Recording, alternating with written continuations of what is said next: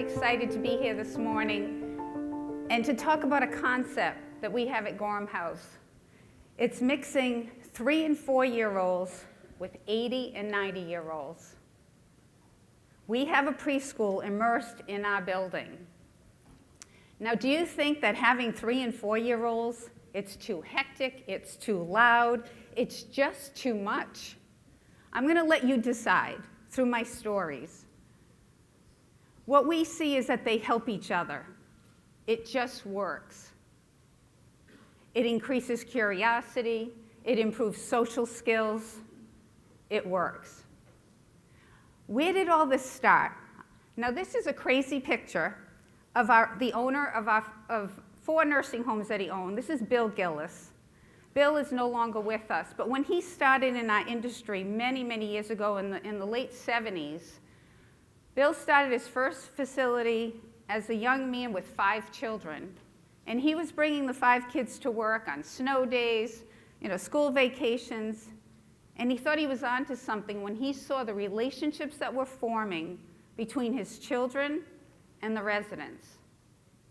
So to prepare for this speech today, I thought, well, I have to call his daughter Tara, who's in her 40s now and is also an administrator. And I said, Tara, I'm going to be talking about your dad's idea of starting a preschool. What are your memories about that? And she says, oh my gosh, Michelle, I could tell you the names of every one of my residents that were my friends when Dad first started. But she says, my favorite story that I would like you to share, if you could, is a story about my brother. Seth was the second youngest of the 5, and Seth had made a friend. And one day when they were leaving the nursing home, he told Tara that his friend wasn't very happy, that his friend didn't like the food at Dad's nursing home. So together they thought how they were going to make this man happy. And Tara said, well, what's the matter with the food? It's not salty enough. So Seth had an idea. When he went to work with Dad the next time, and of course Bill had no idea this is going on, they went in the kitchen, in their own kitchen, and they got a salt shaker, and Seth put it in his pocket. He zipped up his pocket. He got to work with Dad, and he ran to his friend's room. And do you think there was a smile on this man's face when Seth arrived? And I know if any of you are dietitians and nurses, you're saying, oh my gosh, that's why these kids shouldn't be in nursing homes. The man's on a low-salt diet. You're missing the point. It's an innocent child who doesn't go to work 7 days a week with his dad. He's not there for 3 meals a day. But when he does go in, he's making this gentleman happy. It just took a salt shaker. And every time he went to work, he snuck that salt shaker out. She says, Michelle, we're all adults now in our family, and we all have our stories. But she says, don't you think this man lived a lot longer because all of us kids went to work with Dad every day versus being on that low-salt diet? And I said, Tara, I think you're onto something. She says, that's what my dad said. He needed to have children in his facilities. And in 1980, this isn't a new concept for us. He had a vision. In 1980, he started preschools in his buildings. And it's just special. So the children in our facilities, they call our residents their grandfriends. They're not their grandparents, they're not residents, they're grandfriends. So what is a grandfriend? Well, I found out personally what a grandfriend is one day. In September, we have new children that start in our preschool because others grow and they have to leave. They have to go to kindergarten. So I went on the first day of school and I said to the children, welcome to Gorham House Preschool. What's your name? And this little girl says, my name is Nora. I said, oh. And she says, well, what's your name? I said, my name is Michelle. And she said, so you're one of the grandfriends. And I thought, oh my gosh, I thought Nora was cute a minute ago. And the average age at Gorham House is 89 years old. I was looking pretty bad that day, I guess. And I thought, geez, it just made us laugh. The teachers were laughing in the classroom. All the staff in the facility heard that I'm now a grandfriend. I'm 58 years old, but I'm a grandfriend. But the point of this story with Nora is that she made me giggle. We laughed about it. We still laugh about it. Nora comes back to visit because her sister Grace is in the classroom, and Nora comes right up to me, Michelle, you're a grand-friendly. She remembers that laughter. But studies show that adults don't laugh enough. Children laugh all the time, and we don't laugh enough. So if anything that Nora did for me and the children do in general for our building is it creates laughter. We all need to be laughing more. So what do they do with their grandfriends? They do so many things. They can be doing artwork, they can be doing projects, but the children are within our building. We have a full continuum of care, and they do their lesson planning on all the units. And that's where they get connected with our residents really well. They're not just in that classroom. They spend more time outside of that classroom than they do in the classroom. What happens, and I think this picture just tells it all, is that there becomes a relationship, a connection, and then there's comfort. And that's the difference, I think, than when we have other children in our building. All of us, I'm sure, have kids that visit, teenagers that come from the high school, they're singing. They do so many wonderful things for us. But they're generally in the front of the room, and our residents are watching, and they're listening. Or they're just viewing the students when they're there. But the difference with our preschoolers is they're there every day, 5 days a week, and it's all year round. And they get to know their grandfriends really well. And there's a connection there. And that comfort is what really shows, I think, between Barbara and this little guy. So how does the whole building benefit from this? This part of talking to you today, I think, is the hardest part to describe. If you're not in the building and you're not living it, it's hard to describe. Because if I hear the children in the elevator, they have a crocodile song they sing in the elevator. Anyone walk by the elevator, oh, the kids are in the elevator, it makes you smile. There are rooms that face the playground. That's like the best real estate. They all want a room that faces the playground. But even the staff, if they're in a room with a resident and it's the rooms facing the playground, you often see the CNAs, the nurses looking outside. What are the children doing today? You know, working in long-term care is hard. Staffing issues, we're trying to meet new regulations, we have our state survey coming. There's a lot on our shoulders. Every day is hard. But there's something with the residents and the children and that relationship that lightens our load.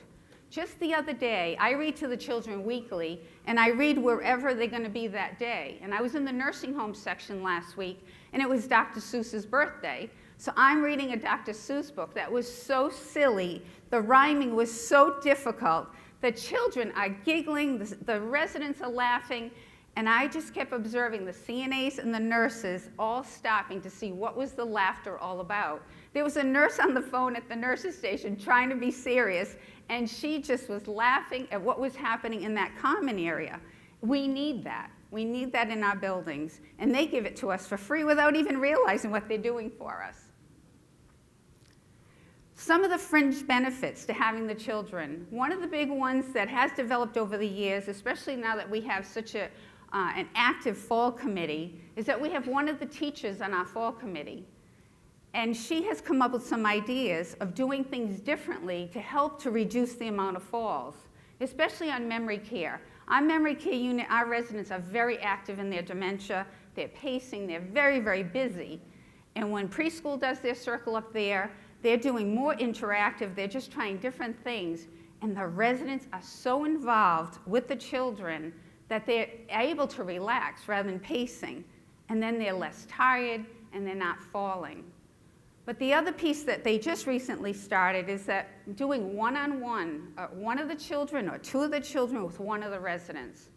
We recently had a situation on our skilled unit. We had a gentleman come in just after hip surgery and was confused because of surgery. That wasn't his baseline. And his daughter said, my father's never like this, but he won't stay in the building. He wants to go out to the parking lot. He's leaving. He's got to go to work. And I said, you know, that's very common. Let's get preschool to the rescue.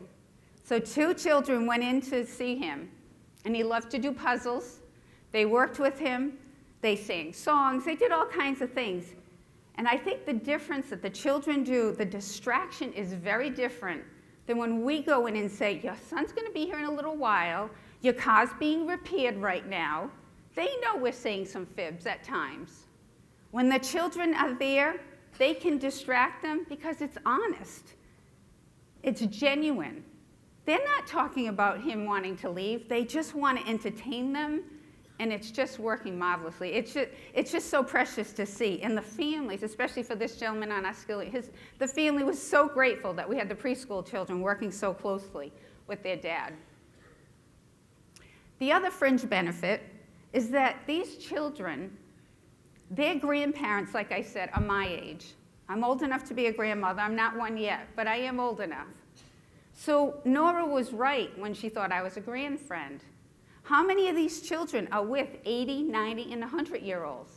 They're not usually exposed because families are so far from each other. Well, this resident, Helen, is 100 years old. And when she had her birthday party, and all the children went home and said they went to a birthday party for a 100-year-old, that isn't something they're going to have in their life very often. So we're exposing them to the old. And they're seeing that our residents are still very active, and they're having fun with them. So now to get you to a whole other level, I just want to have a more intimate story about some of my residents to convince you why I think it's so important for these intergenerational programs.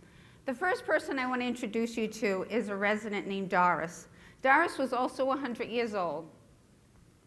For the 3 years that she lived at Gorham House, she had connected with our preschoolers and walked to the preschool room every day.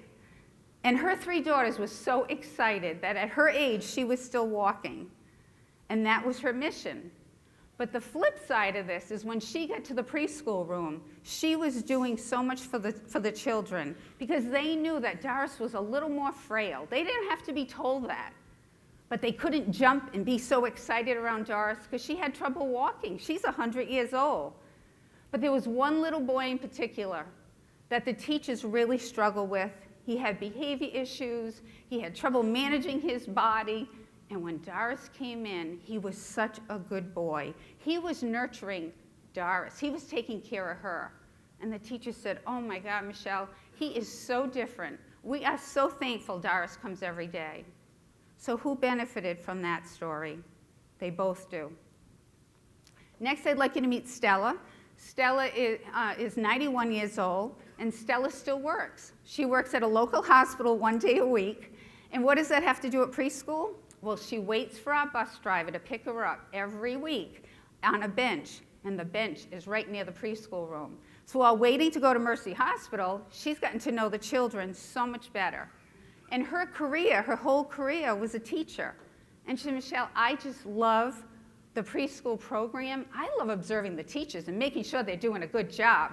She said, they have that classroom under control. The children are so well behaved.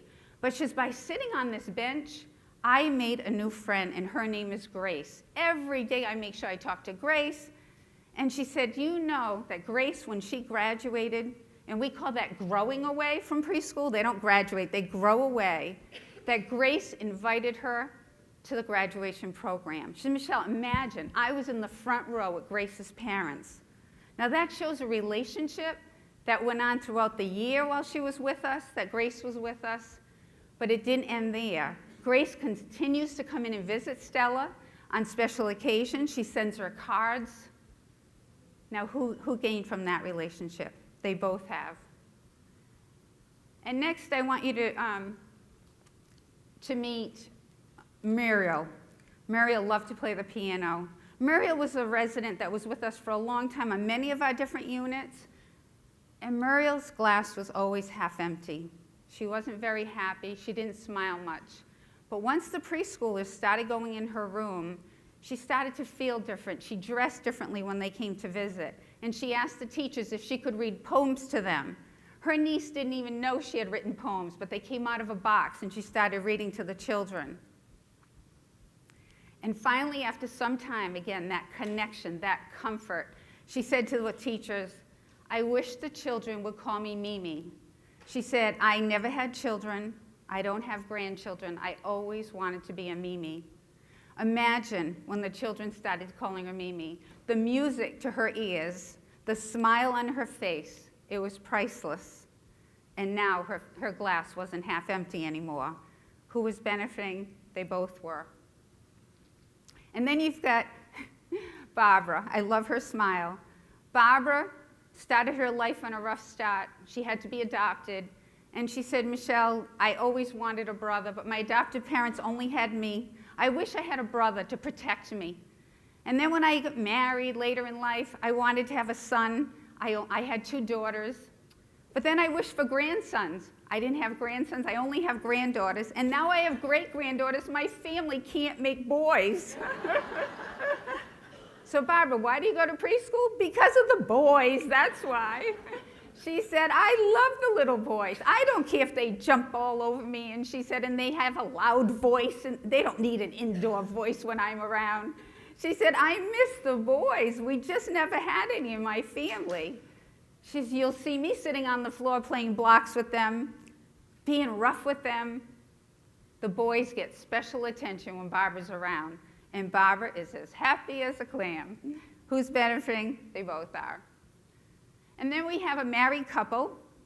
This is Ruth and Bill. Ruth is blind, who lives in an independent unit, but Bill has memory issues.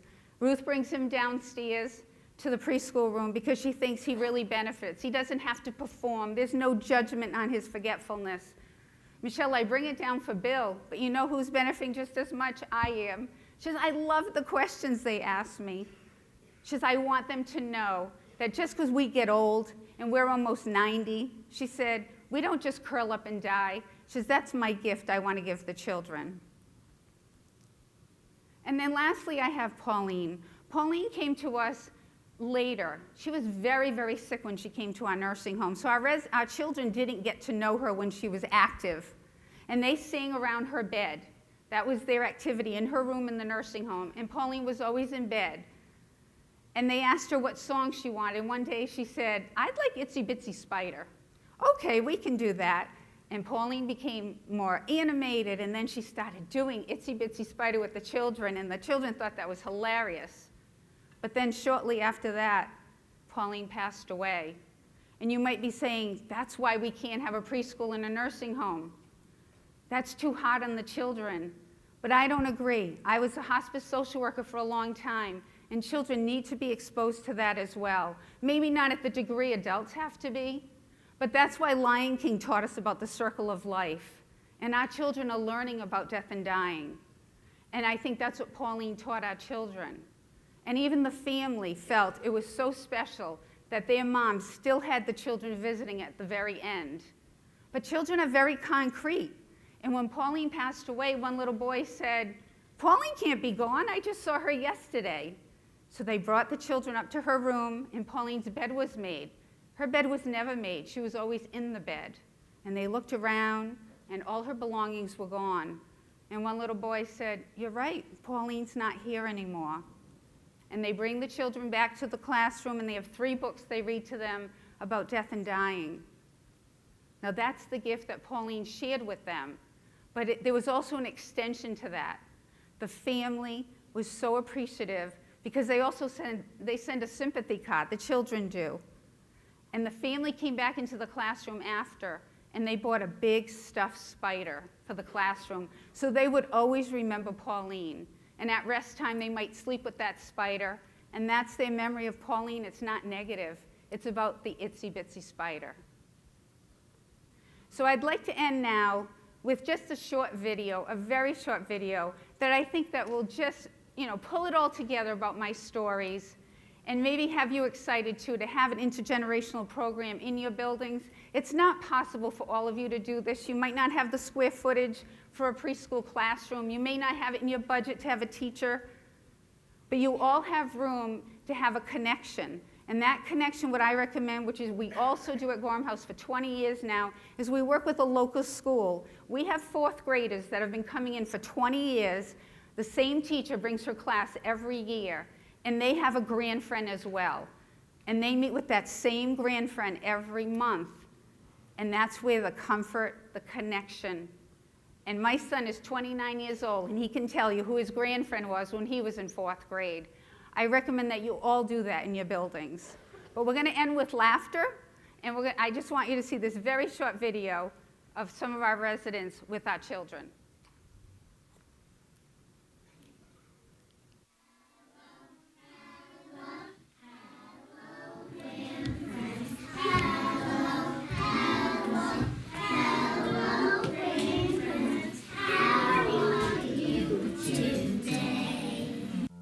How old do you think I am? That's what I said, and then he told me. Take a guess. 40? 30? That's a good guess. I like that.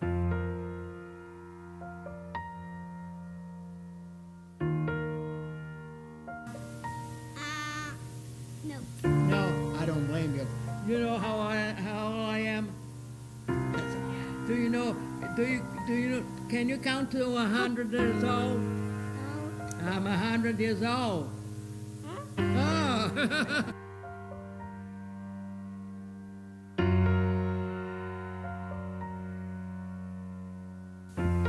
How old do you think Stella is?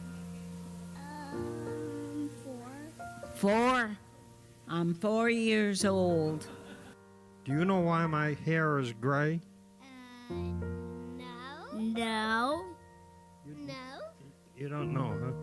And you don't know how I got to be old? No. By growing. Yeah. Yeah. That's a good answer. Yeah. Thank you very much. I hope you enjoyed my stories.